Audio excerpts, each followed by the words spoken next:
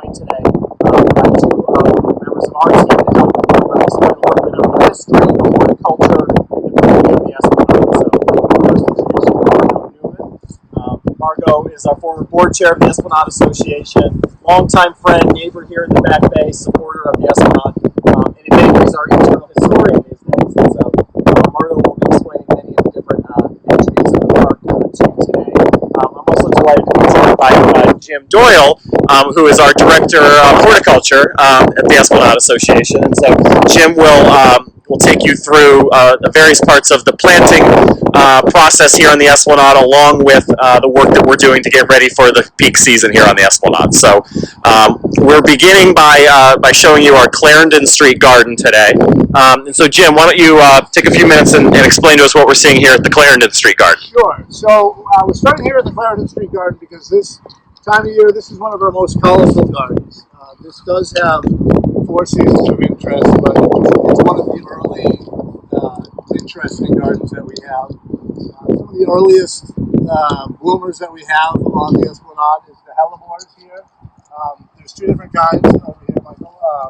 We have the stinking hellebores, which actually started going into bloom in this winter. And then we have the Lenten rose, which named because of its timing of blooming, typically during Lent.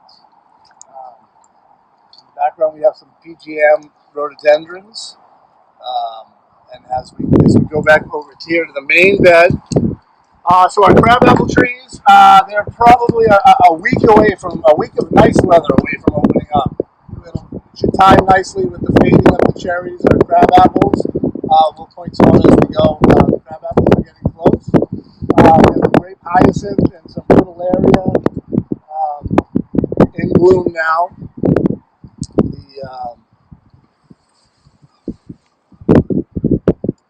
What are we looking at here? So that's the grape hyacinth. These here are the checkered fritillaria. Really nice, pretty flowers. Some vinca going into bloom also. And so speak a little bit to sort of the size of your team and the maintenance of a garden like this. Okay, so we have a staff of 3 full-time year-round employees.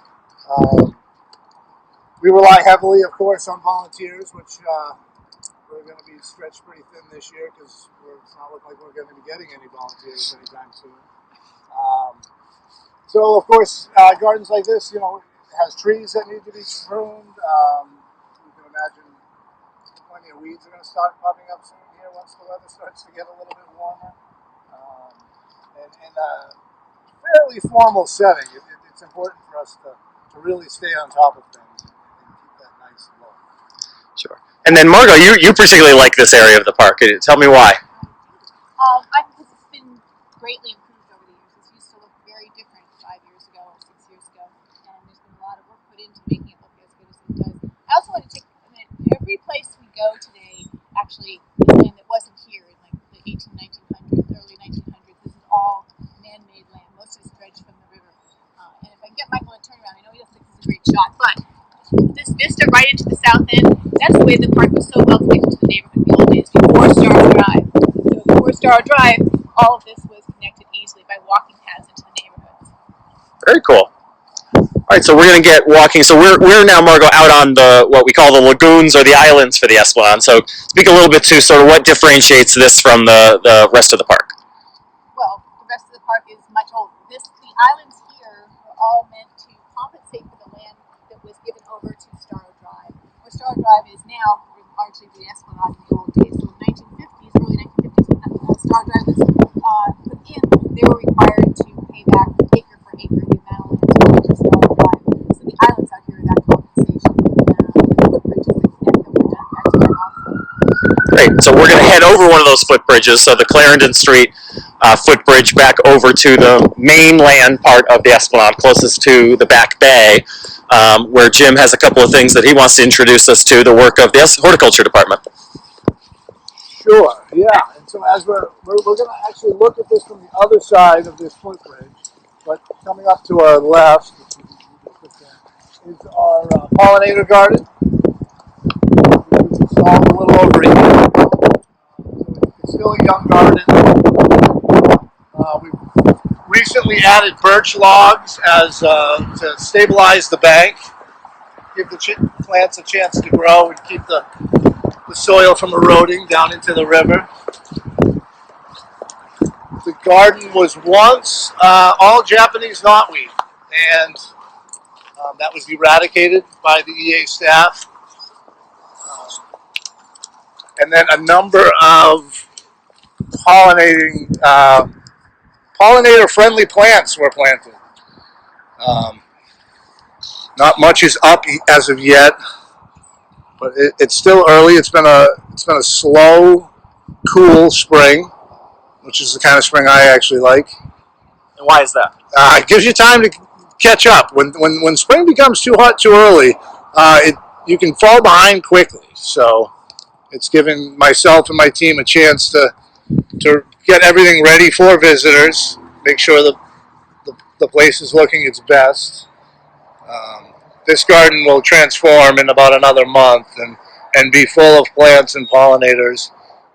Again, here we have a couple more crab apples that are just about ready to open. A few more days of nice weather and we'll have a beautiful display. You know, I'm looking around, I'm seeing the ducks, geese, and that sort of thing, but you all see a lot of wildlife out here, don't you? We do, yeah. We see all different kinds of birds. We had a couple of nice waterfowl visiting us this winter. We've seen last year we saw bald eagles. There was a pair of bald eagles that we kept seeing every day down towards the Dartmouth Street Comfort Station. This year we had some organzas show up for a couple of months in the colder weather. They've moved on since then. We get the swans. Yep, there's usually a few pairs of swans. There's plenty of geese.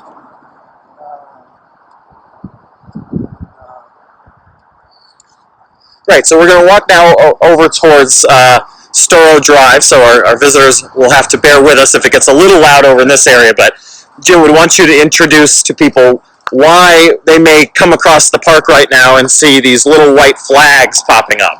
Right, so these white flags are to demark where a new tree will be planted. In this stretch, we've been focusing on different parts of the Esplanade at different times of year. This spring, this is a major focus for us in this zone. So there's approximately, in this strip that we're walking in, there's approximately 15 trees that are going to go in. 15 trees? Yeah, yes. And a variety of different species. Some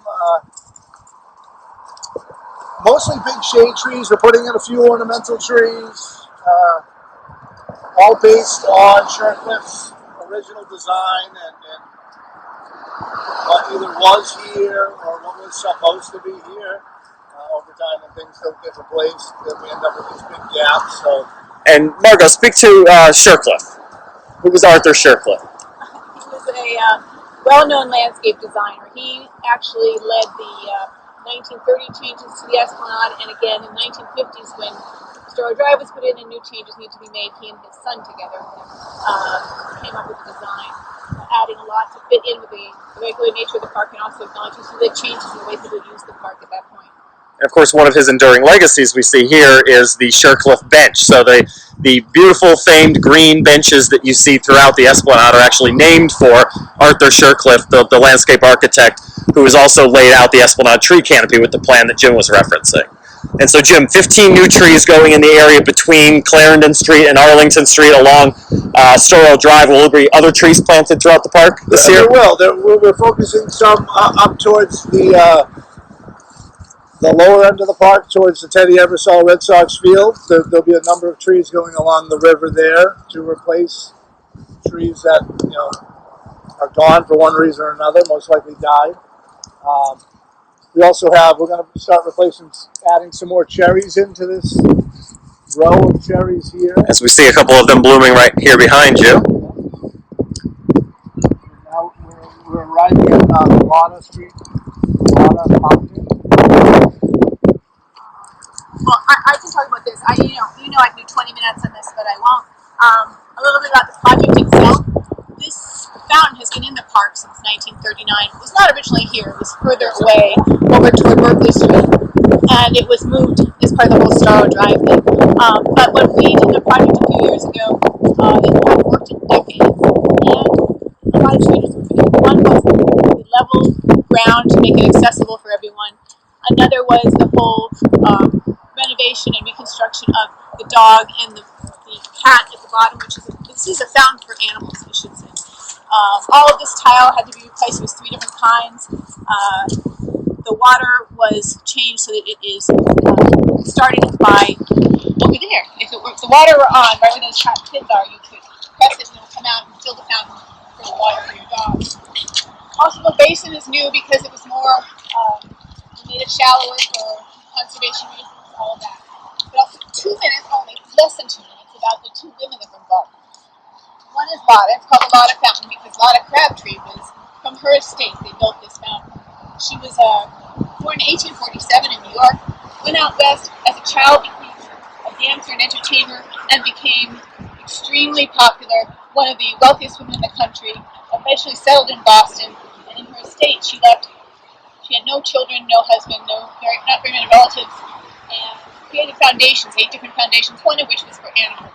And this fountain was built with that money. The other woman is Catherine Lane Weems. She's the sculptor, the person that made the sculpture of the dog and the cat.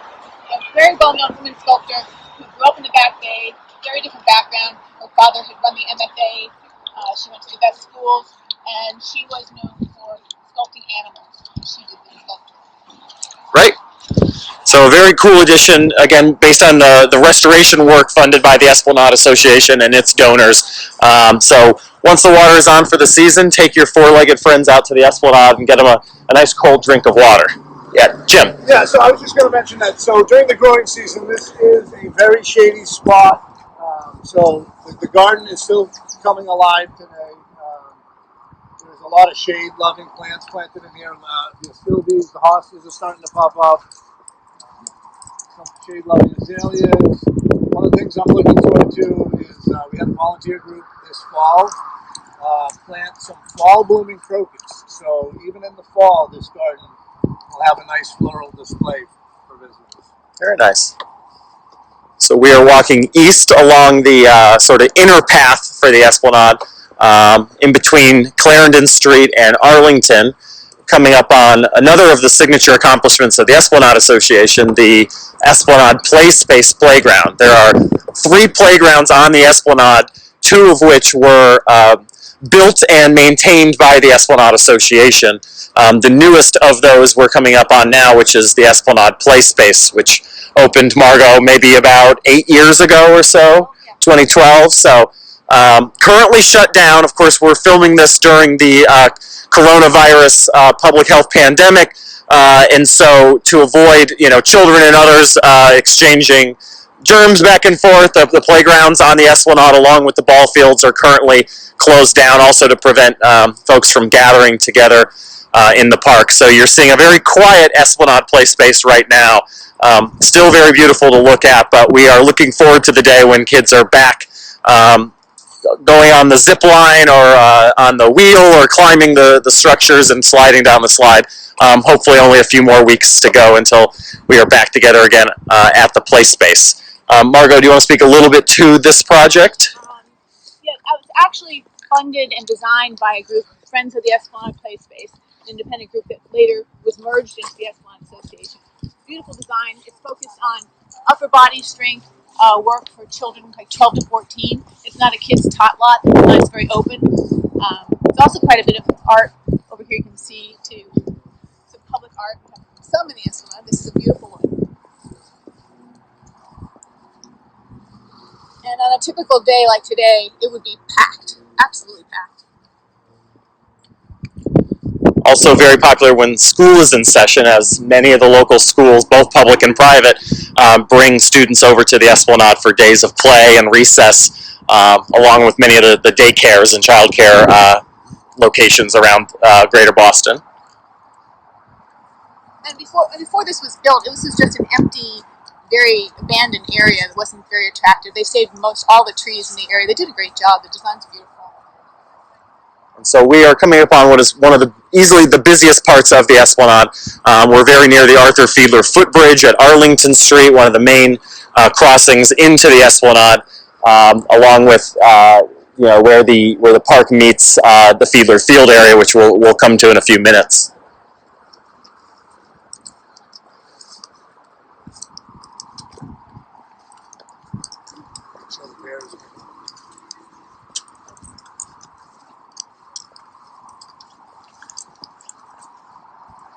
Jim, we're walking by some pretty beautiful trees right now that are clearly flowering. So these are calorie pears. Although it's a pear, it doesn't produce edible fruit. The fruit is very small and insignificant. They're really planted for their flowers. A common street tree that you'll see this time of year. Much maligned by urban foresters and arborists because they tend to fall apart as they get older. So fairly large specimens to actually have. But there has been some damage in the past, but they're holding together well so far. We most likely wouldn't be planting any more anytime in the future, but we'll enjoy them while we have them. Sure. Yeah, they're beautiful right now. So, Margot, here's another project of the Esplanade that I think many would be interested in and certainly appreciative for, which are our new wayfinding signs, which have just gone into the park within the last year or two. Yes, we designed those with the Department of Conservation and Recreation. What was here before were nice, but volunteer built and not very easy to read or easy to use, and did not contain a map. I will say it's never fun to try to design a sign. Everyone has to agree on all the language. That took much longer than we ever thought. But people really like these signs. Whenever I come to the park, someone's almost always looking at them to check out where they are or what might be done. Also, on the other side, we put up activities, right? That's right. That's a changeable piece that goes. So there's always a list of things you can do in the park: running, fitness, many of the signature events that occur in the park each year. A guided tour, which is this is our first foray today into a tour without those of you being physically present with us in the park, but hopefully you're enjoying today's walking tour of the park. And so this is a sign that swaps out each year so you can follow along with the latest information on what's available and happening in the park. We also have, yes, temporary signage right now. So for those of you that haven't visited the Esplanade recently and are concerned about visiting the park in the coronavirus era, there are new rules and guidelines that have been put into place by our partners at DCR and the state. And so these signs are at various entrance points right now and provide information about social distancing within the park, trying to go in a single file manner in the busier pathways. Today, despite how beautiful it is a pretty quiet day out on the Esplanade. So if you're working from home, this might be a good day to come out after lunch and spend a little bit of time in the park. Now, Jim, we're approaching the Hatchell lawn, which is, of course, probably the most focal point lawn area that's in the park, and one that's also continually maintained by the Esplanade Association. So maybe first, Margot, speak a little bit to the project that led to the renovation of this lawn within the last few years. The lawn, as you might imagine, had heavy use over the years. And in 2015, the Esplanade Association spent, I think it's over $750,000 renovating this lawn. It meant taking out the soil, replacing it with other soil, bringing in special heavy use turf, grass, putting in an irrigation system, so that would help the lawn stay healthy and the soil be not as compacted, and also put in conduits for video and audio kinds of things that would help with the events that go on here. And then, Jim, now your team continues to maintain this lawn after the initial project to renovate it and bring the irrigation. Correct. Yeah. So the whole lawn is irrigated. This lawn is, among being very popular with people, it's also very popular with the geese. So it's a very tough lawn to keep looking nice. Of course, this is where the big crowd is for the 4th of July. So we have a program in place where we aerate and aerate and overseed the lawn. We apply organic fertilizers. We maintain the lawn organically, and it's a constant battle to keep it looking nice and growing well. But it's So I want to talk about what we do to help stop the geese or control the geese? Sure. The Esplanade Association works in partnership with DCR on various preventative measures that are both humane, but also look to keep the native geese population from settling here on the Esplanade. Of course, the migratory birds are a welcome visitor for a few weeks each year, but the Esplanade Association is working with DCR to try and keep the geese from settling in the parts of the park where there are more frequent visitors, including here on the Hatch lawn area. In particular, the waste that comes from humans feeding the geese that allows them to create a native population here in the park, leads to various health benefits, both health problems, I should say, for both human visitors along with the ecology here in the park. And so we always ask folks to not be feeding the geese when they visit the Esplanade, or they create a native population here that is not good for the park. So we are now walking around the Hatch Shell Oval on a walking tour of the Esplanade today. We will cross back over shortly to the island area closest to the Charles River. One frequent question that we get is about concessions in the park, and in particular the Charles River Bistro area here. As you can see, the snack shack on the Esplanade has been closed for the last year or so. DCR, the state agency that operates and maintains the Esplanade in partnership with EA, closed the facility a year ago in trying to find an operator that would better suit the needs and the desires of the population that visits the Esplanade. They have researched and hired consultants to research improved concessions on the Esplanade, and it's our organization's hope that this year something will return to this area to serve those that are visiting the park, particularly as we approach the peak season. Margaret, you had something over in this area? Jim would like to talk about the flowers in front of the house. Sure, Yeah, absolutely. I wait to the front of the house so that we can discuss it. Sure, we can go. Let's walk that way. Traditionally, is not an area that the Esplanade Association has planted. Starting last fall, we did take that over in partnership with DCR. Last fall, we did a number. We planted an array of mums to give a nice floral display out there. When the mums had passed, we had the Boston Athletic Association come volunteer with us, and members from that association planted bulbs that were to bloom at the time of the spring marathon, Which was only supposed to be about a week ago at this point. Right. So as we come up upon it, we planted a number of different bulbs. Originally, blue and in horticulture, blue is a tough color to come by. So what you will see might look more purple, but technically it is Delft blue, named after a city in Holland. So blue, and what were yellow hyacinths, city of Harlem. The yellow hyacinths have now faded to more of an ivory color, but when these were in peak, it had a nice blue and yellow scheme to it.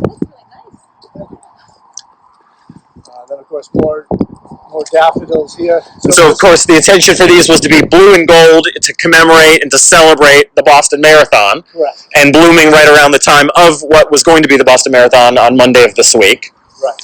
And then this will be a seasonal. We will change the flowers out 4 times a year. So when these bulbs have finally passed, we'll pick them up and actually put them somewhere else on the Esplanade and let them naturalize. And then I believe the plan is we're going to go with some pansies for now, then probably some begonias, and then do another installation of mums for the fall. So. And what is yet to bloom in this area that was planted? So the one thing that didn't time out well was blue and gold alliums. So it's a mix of alliums. Those will be dramatic when they do blossom. They'll be beautiful if they do. I tend to think this might be an area where a lot of people access, even though they're not supposed to. so that the bulbs might have gotten compacted and they're struggling a little to come up. We'll wait and see. Sure, there's some spring left to be had, so it may just be a matter of time.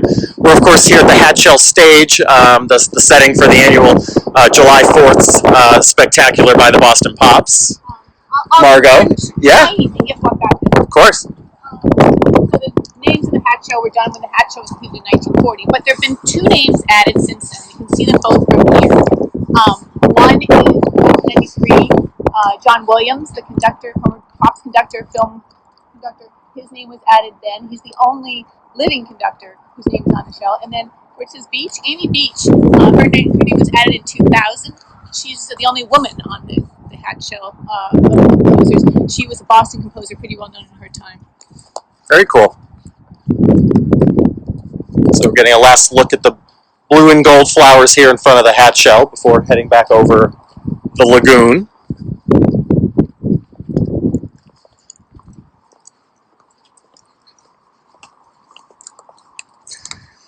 Now, Jim, we start to see in this area the beginning of some of the cherries that dot around the hat shell. Cherries are pretty popular this time of year. Would you speak a little bit to the ones we're seeing in this area? Yeah. So we have a number of cherries in this throughout the whole Esplanade, really. Some of them have seen better days, and we're missing a few that. If you see this long strip down there, and then there's a single cherry out there. We will be planting more cherries in that strip, not this spring, maybe in the fall. Along with cherries, we're putting other plants in. This is going to the trying to keep the geese off of the hat shell lawn. One of the humane things that we can do is put some nice plants in that prevents them from walking straight to the lawn, so that if they want to get to the lawn, they either have to go around or fly to it. Some of the cherries coming up here, these are some of the latest blooming cherries that we have, which is the Clarendon cherries. They produce a kind of a pom-pom melon flower. So this row on the inside of the lagoon here, we're still a few weeks away from seeing those bloom, so we haven't had time to come up. Just more recently, I'm here with Jim Doyle, the horticulture manager for the Esplanade Association, along with Margot Newman, our in-house historian and former board chair. We're doing a walk of the Esplanade for those of you who are not able to visit at this time, or if you're located outside of Boston, or you're just cozy in your homes and enjoying a walking tour of the Esplanade today. And so we are along now the Charles River, on one of our most popular pathways as we enter the island area. Coming up on Fiedler Field shortly with, of course, the famed Arthur Fiedler sculpture, which, at least until a couple of days ago, had a medical mask on, made by supporters of the Esplanade Association, to help message, of course, that now in visiting the park, we invite folks to, and actually ask folks to have face coverings or masks. And so even our 17-foot circumference conductor, Arthur Fiedler, got in on the action by having a mask until just the last day or two. He's had a lot of things. He has. Just in the last couple of years, the Esplanade Association partnered to have the Fiedler sculpture be adorned with a beanie for the Red Sox when they were in the World Series, a full-size hockey helmet to commemorate the Boston Bruins run in the Stanley Cup Finals last year.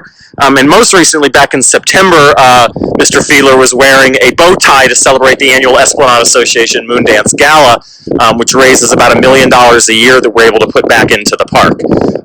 Margot, can you speak a little bit to the legacy of Conductor Fiedler? A little bit about the statue first. This is 1984. The fellow's name is Helmberg, I think. It's made out of various sheets of aluminum, actually. It's supposed to give the idea of the music and the power of music. There's a statue, and then the Arthur Fiedler Footbridge is also named after the conductor. He was the 50-year conductor of the Boston Pops, and he started the concerts here in 1929. So that's his legacy to the park. Huge connection to the park. All right, so we're going to walk back west in the park now, across Fiedler Field, Jim, this is of course one of the most popular gathering locations in the park, which of course means it's well loved by the public, but also that there are challenges in the ongoing maintenance of an area like this. I wanted to point out the trees around in this area and where we just came from. You'll see new mulch rings added in the fall. That was part of our leaf initiative to reinvigorate the root zones around these trees. So we had the tree experts come in, airspeed the trees, add compost. EA staff actually did the mulching. That helps some of the impact of the roots from having all these people visiting all the time. This area is also where a lot of trees were planted. There were 7 cherries added in the fall. That you added, you and your team. Yes, so that was done in-house. We had 2 different kinds of cherries. We had Bistro cherries and Okami cherries, so that again to help spread out some of the bloom time and get some different colors to diversify the bloom. So that was along that bank there. We already walked by some red maples and a nice white oak that we also planted as part of last year's planting initiative.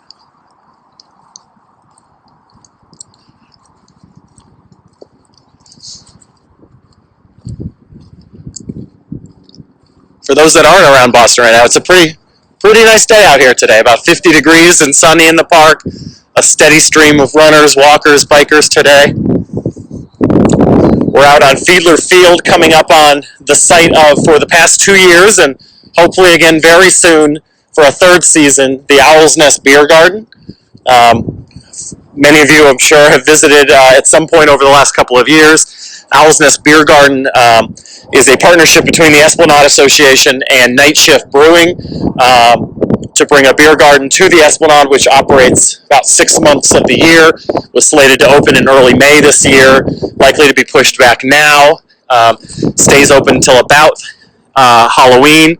A percentage of the sales of all beer, wine, cider, seltzer products at the Owl's Nest Beer Garden go to support the Esplanade Association's ongoing work here in the park. So for every beverage consumed here at the Owl's Nest, you are supporting the ongoing work of the Esplanade Association. We are eager to have those guys back for a 3rd season later this year. Jim, we're also coming back now up on the Clarendon Street Garden again. Anything different in this plant bed than the one on the other side? Well, yeah, so you'll notice that there are some differences in the plant beds. Main reason being that it's different microclimates, even that far apart, right? So you have more shade over here. So originally when this was planted, the attempt was made to make them symmetrical in matching, but of course over time the sun-loving stuff faded out of this and then took off over there. So I like it that way. I think it's better that they're not so symmetrical. Yeah, that's that. Another early bloomer, actually, we're coming up here. Michael, this is one of our early woody bloomers. Okay. The Cornelian cherry. Yeah, it's actually a dogwood. It's now passing, but a couple of weeks ago, these were bright yellow pom-poms all over this. So that's one of our earliest flowering trees. It's actually flowers before the cherries do.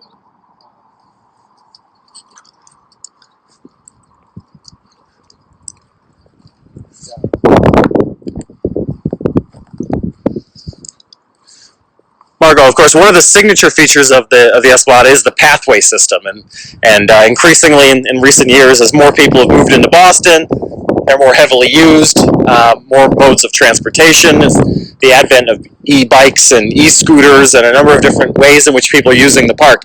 Could you speak a little bit to the Esplanade's work to try and calm traffic out on the pathways and make them safer for everyone? You're probably more familiar with me. I know we have done pathway experiments, just like in one-off experiments to see how things might be done differently at certain pinpoints. We worked with consultants on designing projects that we think we can implement in the park, where working with DCR about implementing some of those this year, I believe. But it is one of the major comments we get. It's either geese or it's congestion on the pathway, runners and bikers and pedestrians. And so we'll slide off the pathway as we're sort of a small group of users. What we at the Esplanade Association are asking people to do right now is that if you're on the pathways in groups of 2 or more, as people are looking to pass you coming in either direction, to walk single file or to step off the pathway for a few moments, we are trying to encourage people to maintain a 6-foot distance from unrelated individuals in the park right now. And so if you do come out to the park right now, you're of course very welcome to be here, you and your roommates or your family. You just should take caution to allow adequate passing space for those that are in the park with you. And the island we're walking on now is one of the islands added in the 1950s, by the way. I wonder if we're talking about some of the pruning and why we do pruning. It's not just when they look pretty, right? Well, Jim, I mean, overall, your team, manages most of the tree canopy on the Esplanade. 1,700 trees spread throughout the 3.5 miles of the Esplanade between the BU Bridge and the Museum of Science, all on the Boston side of the river here. So 64 acres. Could you speak a little bit to the work that your team is doing, not just in the planting of new trees, but in kind of year-round work and care for the tree canopy? Sure. So one of the things that, the main concern for us with the trees is, of course, public safety. So, again, in partnership with the DCR and the state arborists, we constantly keep an eye out and assess the trees when they're deemed to be a public safety hazard. They get removed, and even with the pruning, we have dead branches pruned or branches that have potential to break in storms pruned over pathways. This year we had between in-house EA staff and an outside contractor, over 400 trees pruned along the Esplanade.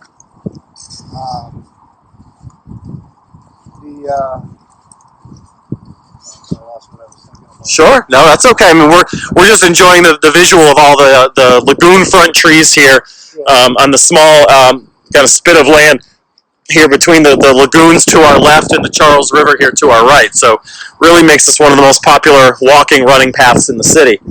So speaking of trees and removals, we coming up to Otis Grove, which is our only grove of paper birch on the Esplanade.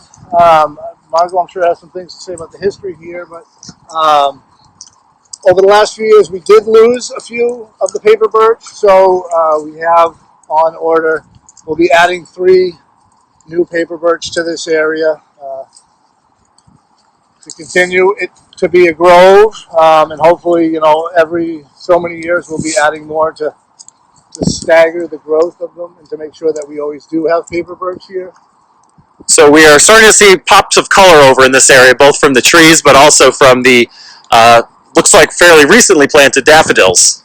Yeah, so the larger daffodils were planted for the most part last fall, and those were donated through the Back Bay Garden Club. They were the daffodils that you would have seen along Boylston Street for the marathon. So our team partnered with some volunteers to get all these daffodils planted. Coming up here with these miniature daffodils, we call them tete-a-tetes. These were donated by Encore Boston, the casino, which had an overabundance of flowers that they couldn't use. So this is a recent addition, all these tete-a-tetes. And so how many, Jim, of these were planted recently? Overall, well, the team, as we're going to see, is still planting some over there. Those were same flowers, but those were from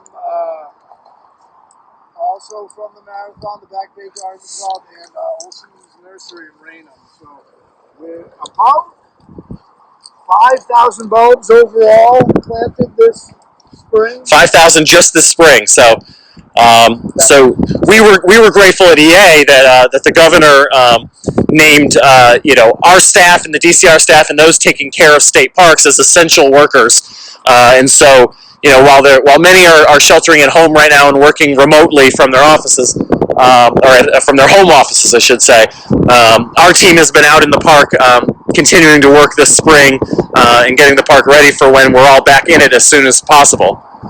So yeah, below is Josh Pegan and Liz Lewis planting more of those tete-a-tetes. Kind of a bare spot here that we thought it would benefit from some of these flowers. You guys are live.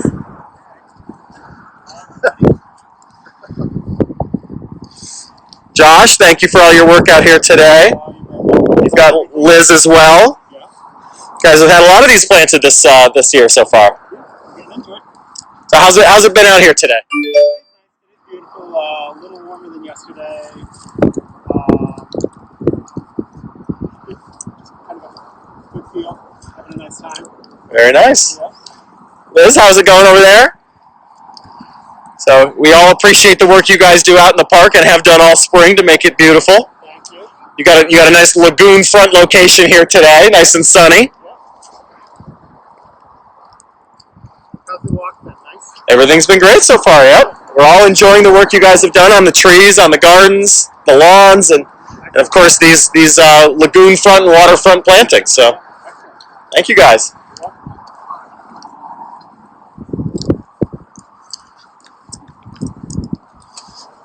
So Jim and Margot, we probably just have a couple of moments left to enjoy some of the last few steps of the loop that we'll make today. We hope to do a couple more tours in the future that capture the part of the park east of the Hatch Shell down to the Museum of Science, along with the park west of the area where we are now, so where we'll see our public art pieces another day, and the work that we've done around Mass Ave and BU areas of the park. But at least for today, we're kind of wrapping up by coming back towards the Dartmouth Street Comfort Station. Of course, if you are visiting the park right now, the bathrooms and the water fountains are closed to slow the spread of the coronavirus, but hopefully in the few weeks ahead, the state, our partners at DCR, will announce that those have returned open. But Jim, thoughts about this area of the park where we are right now? So, we're coming up across what was for a year our temporary operations yard. So this scrim, we've left it up. We're going to leave it up a little bit longer. But this was a great area for us. We're now at the other end of the park for our operations yard. But this space housed a staging area for our plant material. It provided us with running water, which was very important, electricity to charge our electric car, and housed all our tools. So this is where we worked out of for my first year being here. And Margot, we've got here a bike pump for the public as well. Yeah, that's my understanding. That's right. This is a piece of infrastructure in the park that, for those of you that are bikers, the Esplanade Association has installed and continues to maintain a bike pump, free and open to anyone visiting the park, that sits right here at the back of the Dartmouth Street Comfort Station. So if you enter the park from the Dartmouth Street Footbridge, it's right behind the building behind you. Margot's doing her best Vanna White next to this structure here. We're crossing back to the other side of the Dartmouth Street Comfort Station to another little garden area, Jim, that is always, I think, popular with folks as it sees some of the earliest blooms in the park each year. Absolutely. So this is where you can find snowdrops, galanthus, nice little white flowers, and in certain years they actually do come out of the melting snow. We didn't have much snow this year, but they've of course passed because they are so early. And here you see more daffodils. This again too, daffodils liking the sun. Nothing, the leaves have not leafed out yet, but this is a nice grove of honey locusts when they do leaf out. And so, any thoughts on the work of your team in the sort of weeks and months ahead? What are some of the tasks that now, as we round the corner into warmer weather, would be the work of the Esplanade's horticulture staff? Sure. So what we have coming up on the docket right around the corner is the planting of the trees. We have 30 trees slated to get planted this spring, as I mentioned earlier. So the earlier stuff we're doing was just leaving the spring clean up and getting the mulch down, and getting the sticks picked up off the ground and prettying the place up. Soon we'll be looking to have the irrigation turned on, and that always comes with a set of surprises. So we'll be dealing with that. And before long, when things start getting really hot, it's weeding season. Again,